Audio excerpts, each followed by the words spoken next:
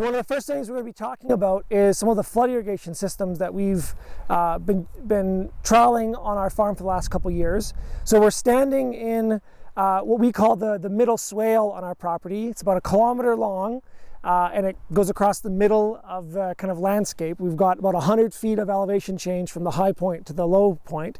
And so we're kind of right in the middle here. And this was actually renovated last year to make it a little bit bigger, so that it would work better for the flood irrigation that we're doing. And as you can see, it's empty right now. We've just come out of our spring melt. It was all full with spring melt water, but we're gonna walk over to a newly constructed dam and we're going to see some of the flood irrigation systems. We're gonna actually let out water into this swale from that dam so we can flood irrigate an entire kilometer of this swale here, which happens to be positioned right above about a 6-acre forest garden here that was planted back in 2012, I believe. There's things like apples, black walnuts, bur oaks, cherries, Saskatoon, haskaps, red currants, black currants, raspberries. There's over 30 different varieties of edible fruits and nuts in here, hazelnuts as well. And all of this water is going to infiltrate into the ground here and continue on subsurface to irrigate the roots of these trees. Okay, let's go open up that dam and flood irrigate this swale. So now we're standing on the top of a newly constructed dam wall that we built last year with a D3 bulldozer and a 27-ton excavator. And our dam is filled up beautifully from the spring melt. We've got 2 major valleys that flow into our property that basically bring in snow melt from our neighboring shelter belts, where there's huge snow drifts that are collected all winter long. And right now there's a culvert that runs through the base of this dam wall. And you can see right now we've got some riprap here to help slow the water down as it comes out of the culvert. There is a little bit of water that has been trickling through the slide gate, which is basically a valve that slides over top of the culvert to seal it off, but it's not totally perfect. So there's a little bit of water that's leaking out, and that's where this little bit of water coming here is. But what we're going to do now is we're going to go and open that gate valve, and we'll see how much water fills up into this swale. So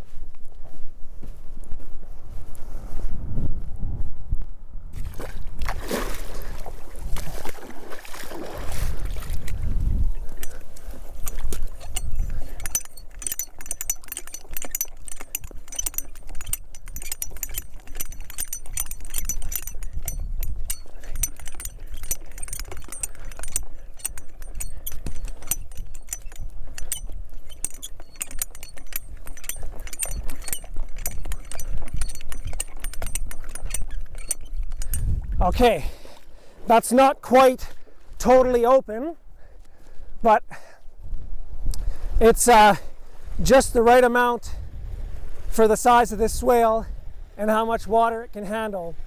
So a 16-inch diameter culvert like this can handle about 250,000 gallons of water flowing through it per hour when it's totally open.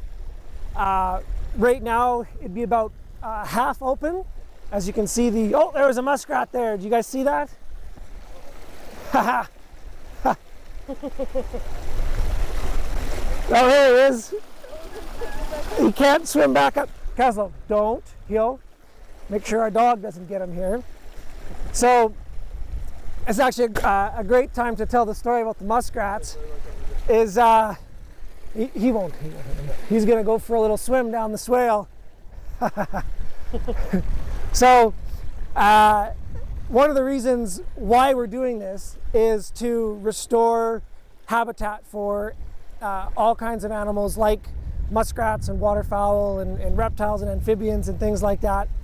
And so poor little guy, he doesn't know what's going on. He'll be all right. So you know, years ago on our property there were, you know, when my kind of ancestors settled this land over 100 years ago, it would have been covered with wetlands and you know, there were springs coming out of the ground everywhere. All the lakes and rivers were flowing clean and clear. And over the last 100 and some years, we have essentially removed about 2/3 of the wetlands in Alberta here, and it's much the same pattern around the world. And as a result of that, we've lost a tremendous amount of habitat and a tremendous amount of ecosystem services.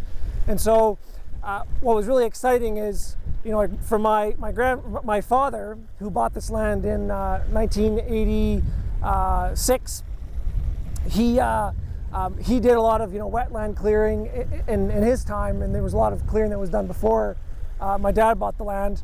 But when my dad was a kid, he actually used to hunt muskrats in these wetlands that were all across this land here, and he used to trap them for their furs and sell them. And when he bought the land, there were basically no muskrats on the land anymore, because most of the habitat had been destroyed, and for more than 30 years we haven't had a muskrat living on our land.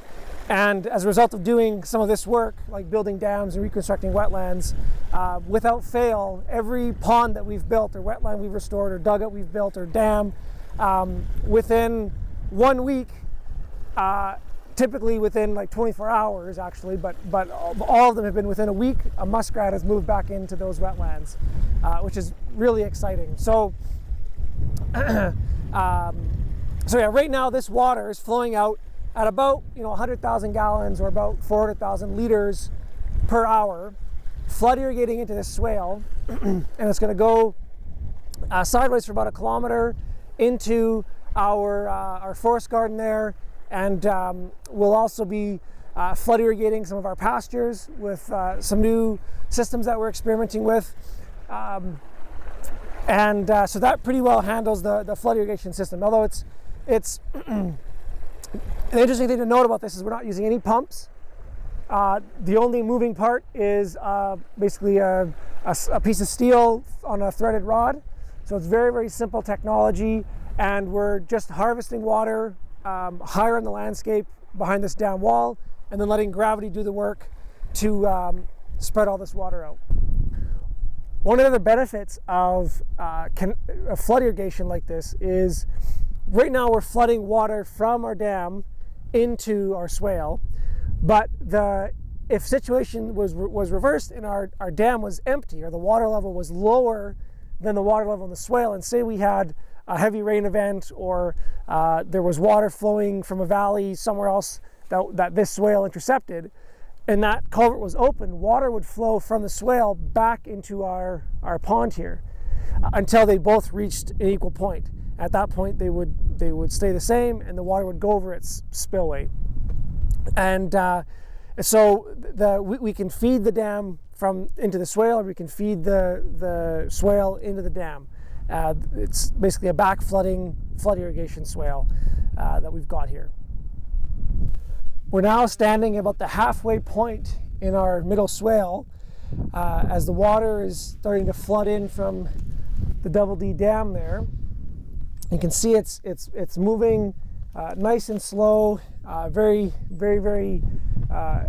It's not deep. There's no erosion that's happening, and it's just going to slowly fill up this swale along the entire length, and then passively infiltrate into the water here. So if you come around the corner here, we can just see how far this goes back into the landscape.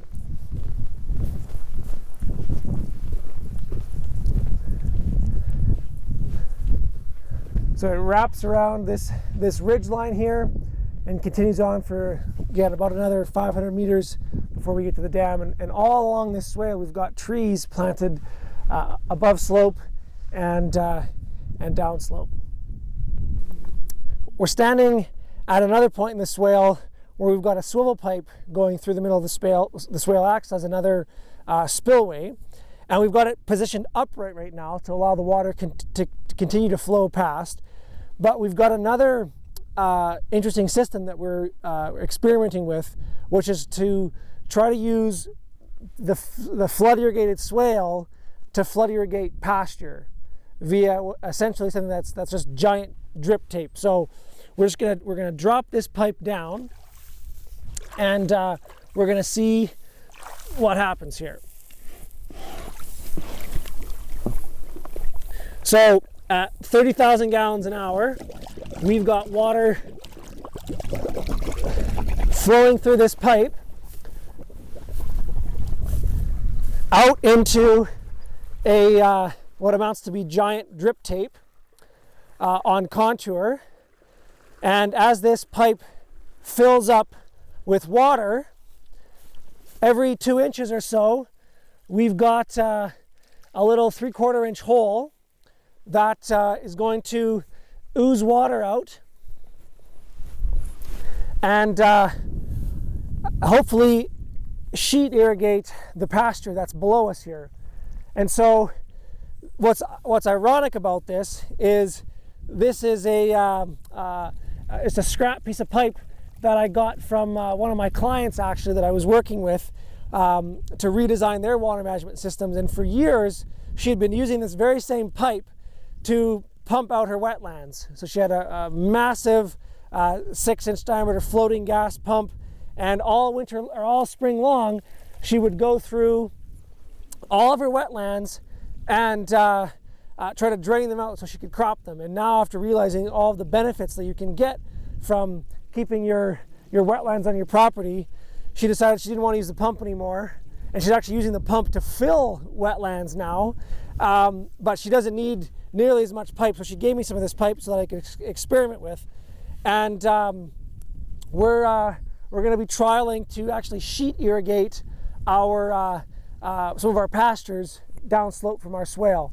So to put this into perspective, an acre foot of water, so if you take an acre area, which is 43,560 square feet, a foot of water over top of that whole area is about 330,000 gallons of water, or 1.2 million liters. And so if you imagine if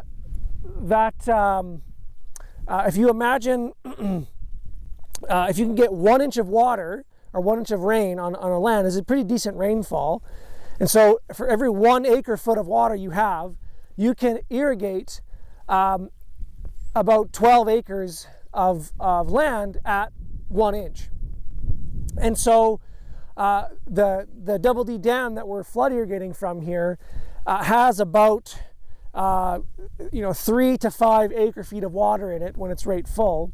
And so we can irrigate anywhere from 36 to 60 or so acres of land at 1 inch of water via a system like this. And so we're still experimenting with how well this is going to work and how long of zones we can use, but I think this is going to really help to improve the productivity of our pastures on the downhill slope from our swales. We can also use it to flood irrigate our forest gardens, and we're just going to keep experimenting with this and on a small scale and see where it goes.